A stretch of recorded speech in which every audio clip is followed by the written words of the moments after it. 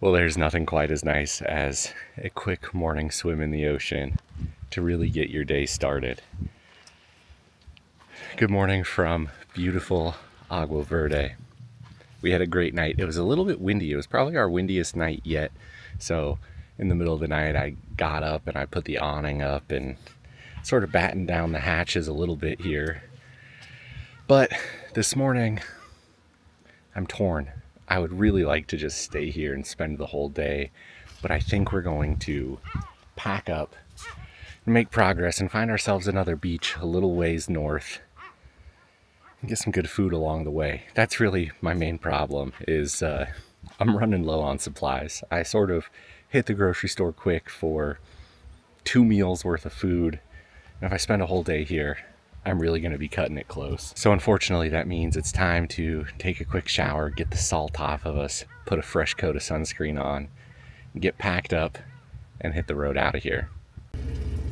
Well, we are packed up. I've got the Troopy here warming up. I think it's a good idea to let things come up to temperature a little bit before we take off, especially because we've got a real big hill climb coming right out of here. Don't mind the water around my neck. This is a cooling towel. My mom bought me a bunch of these before this trip happened, and you just soak them in water, put them in the fridge, pull one out, and the evaporative cooling effect actually makes a big difference. Temps here, it's like 9:30 and we're already up in the 90s, so it's definitely warm. But as soon as we start moving, windows down, air flowing, cooling towel working, it'll feel real good for our drive today. I think we've only got a couple hours before we make it to the next spot I'm thinking of. We'll stop in the town of Loreto probably for lunch, and then we'll see where the day takes us.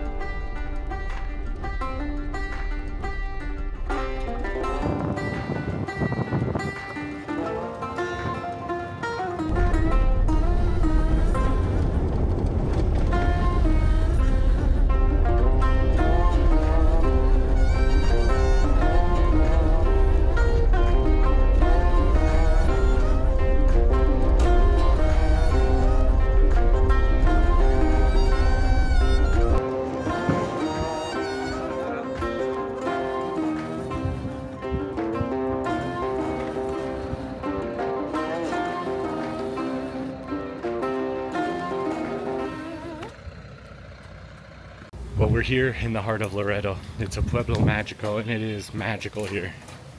This is one of the oldest places of civilization in Baja, and it's incredible. I'm learning so much about this town. It dates back to the late 1600s when the Jesuit missionaries first came to Loreto and built El Camino Real, a road that runs all the way up to San Francisco, California, dotted with missions the whole way. It's really an incredible place, full of history, full of culture, full of art, incredible food. So I've got two great food spots for you here. The first is El Rey del Taco. It's Mike from Slow Baja approved, and the tacos were delicious. I think 40 pesos each, really fantastic. And I just stumbled on another one here because they were closed, called Tacos Nanny. Nanny is a wonderful woman who runs a small little fish taco stand, and they were so good. I'm having a little bit of trouble with the electrical in the truck. The house batteries aren't charging while I'm driving for some reason. So I've only got the solar power going in there, which is not quite enough to keep up with my electrical demands. Luckily, I found a little RV park right here in town that is letting me charge for a few hours. Romanita RV Park. I found it on iOverlander. So I'm exploring the town, walking around. I got some lunch. And then when they're topped off, we're gonna head north more. We're gonna find a little beach camp just south of Mulegé, I think. But we're coming up on the Malecon. Let's walk that and see what we can find. The water here in the Sea of Cortez, just off Loreto, is a part of its magic. There are 5 islands out here, including Coronado Island, a different Coronado Island. And the water is all protected. They call it nature's aquarium. It's just full of life. So many different species of fish, and a really incredible place.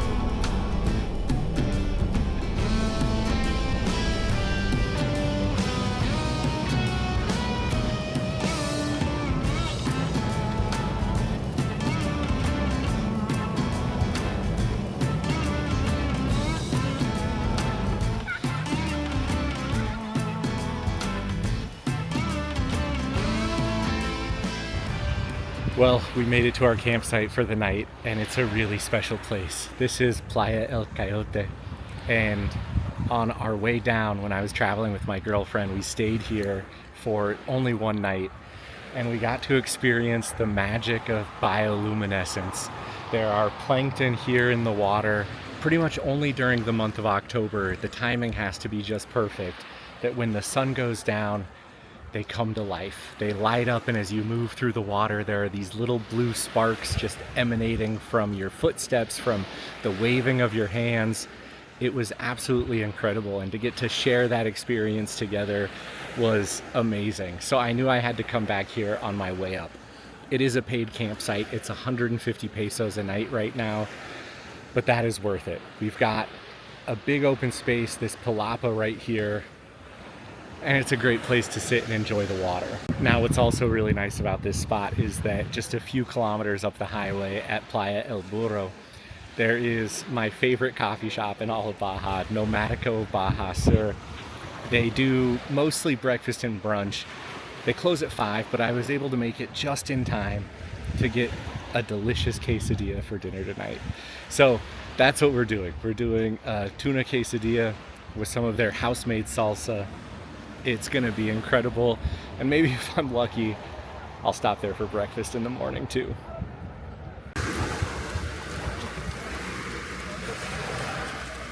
Just look how good that looks. This tuna quesadilla is incredible.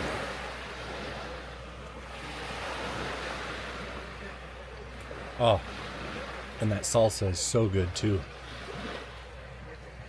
Now, Nomadico, the cafe restaurant that I got this from, is definitely not on the cheaper side of food in Baja.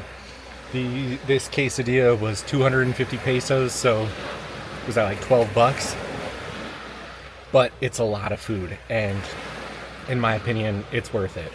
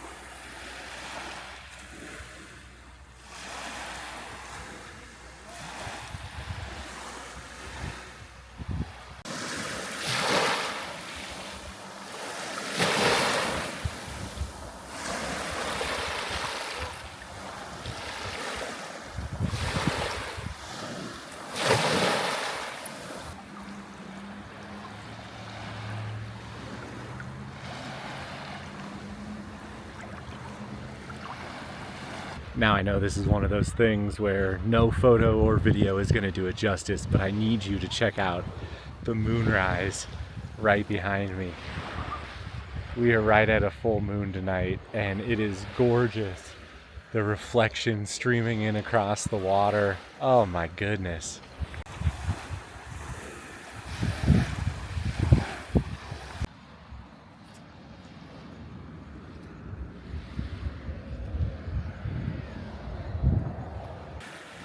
It's really things like this that you know you can only capture with your memories. So you just gotta soak it in and enjoy every single moment of it. The waves are crashing, bats are flying overhead. Oh, it's an incredible thing. Now the only thing I'm not sure of is, with the full moon, will we still have the right conditions to see some bioluminescence? And if we do have those right conditions, will you be able to see any of it on the video? I don't know, but we're about to go back in the water and find out. Well, it's starting to look like we got skunked on the bioluminescence tonight. I don't know if it's the full moon or just not the right conditions tonight, but I keep checking every 10 minutes or so and there's just nothing happening in the water. That's okay though. I think what it means is I'm gonna start getting ready for bed and we'll call it a night here, but I will pick you up in the morning. We've got a lot of driving ahead of us and potentially some pretty cool things in store. So I'll see you for the sunrise.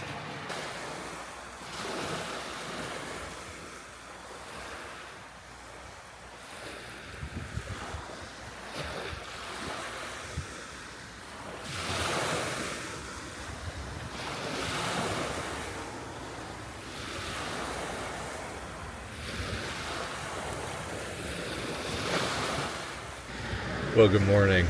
One great thing about these big windows in the alley cab is that it really forces you to rise with the sun.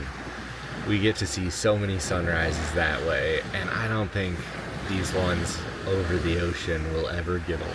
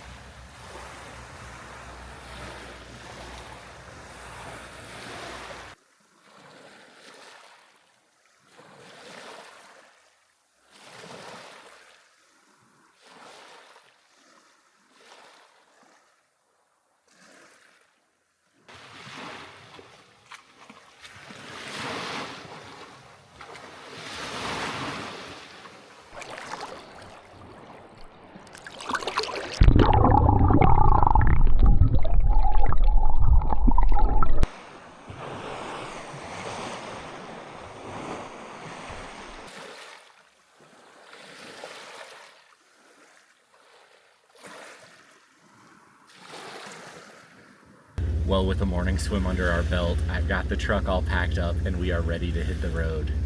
I'm not totally sure what today is going to look like just yet, but I do think we've got a lot of driving ahead of us.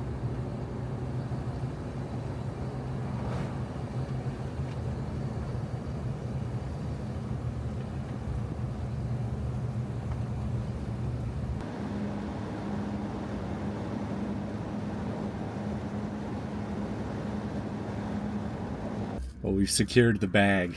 Here's the Baja pro tip. When you're driving through these small little roadside towns, keep your eyes peeled for a loncheria or a cafe, somewhere advertising burritos de machaca. They're the absolute best. You'll spend somewhere between 20 and 40 pesos per burrito, and they are so delicious. So this is my little on-the-go lunch. You really can't beat it. I mean, come on, just look how good this looks. Machaca is like a salted, shredded beef that gets fried up with onions and peppers. This place throws some beans on there. Sometimes they do, sometimes they don't.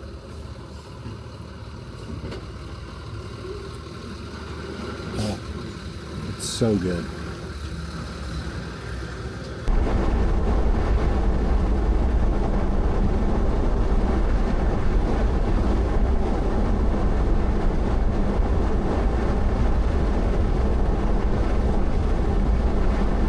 Well, today turned into a super long day of highway driving. We ended up doing nearly 7.5 hours from just south of Moleje at Bahia Concepcion through Guerrero Negro and over to Bahia de Los Angeles. So we zigzagged across the Baja Peninsula and ended up here.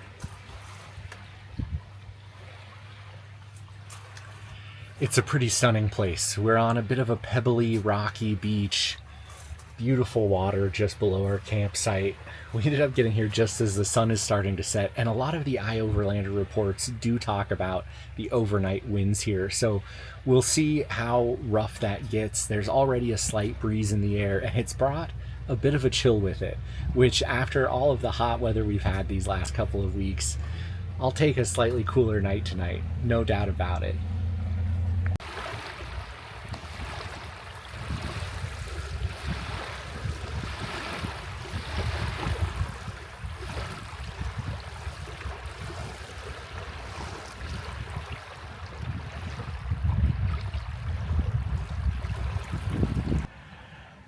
Now, my dinner tonight is not going to be fancy at all because, to be honest with you, I'm just exhausted from the long driving day. I don't even know how many kilometers we logged. It was probably 600 or 700. 2 military checkpoints, tons of hills. Crossing over the peninsula, zigzagging like that means you're climbing through the mountain range and descending, stuck behind semis. It's long and it's monotonous, and I joke with people that the most dangerous parts of Baja are the potholes and the topes, or the speed bumps. They come out of nowhere. You're constantly slowing down, swerving. It takes a lot out of you, and doing that in the Troopy on top of everything else is just, it makes for a really long day. 7 hours in Baja in the Troopy is probably my limit for driving. So that means we're pulling out the leftovers. Luckily, from last night's dinner, I still have some leftover tuna quesadillas, and I'm probably just going to eat them cold. I could pull out the induction cooktop and a skillet and fry them up and get them warm, but I just don't have it in me. I'm going to eat some cold quesadillas. Judge me all you want. On top of the long drive today, I did have one issue that reared its head. We hit some major crosswinds today, and the Troopy took some damage. Here is my snorkel and the modification that I had to make. The bracket for the A-pillar is right here, and this crosswind hit us, and it completely pulled the bolts out of the snorkel, and this was just flopping around. So I pulled over right after a military checkpoint and pulled out the Gorilla Tape and have it more or less secured back on here. It's not fancy, but it'll get us home, and then I'll figure out what to do about that snorkel. The hard thing about these sunsets, these campsites, all of this incredible scenery is just that I know for a fact that the videos, the photos, they don't do it justice. And so my real hope here is that I hope this inspires some of you to come down here to Baja and to see it for yourself, because there really is magic in these places, in the people that you meet, in the stunning sunrises and sunsets that you'll see over the water, over the mountains every single day you're here. There's just, there's something out here, and it's incredible, but I cannot adequately do it justice with my skills, with the equipment that I have. It's one of those things that the memories that you make, the pictures in your head, are going to be so much better than anything you can capture digitally. So that's what I'm thinking about. I just finished up dinner. The last of the sun is going behind the mountains here, and it's incredibly beautiful. Thank you so much for being here. Until next time, get out and explore somewhere.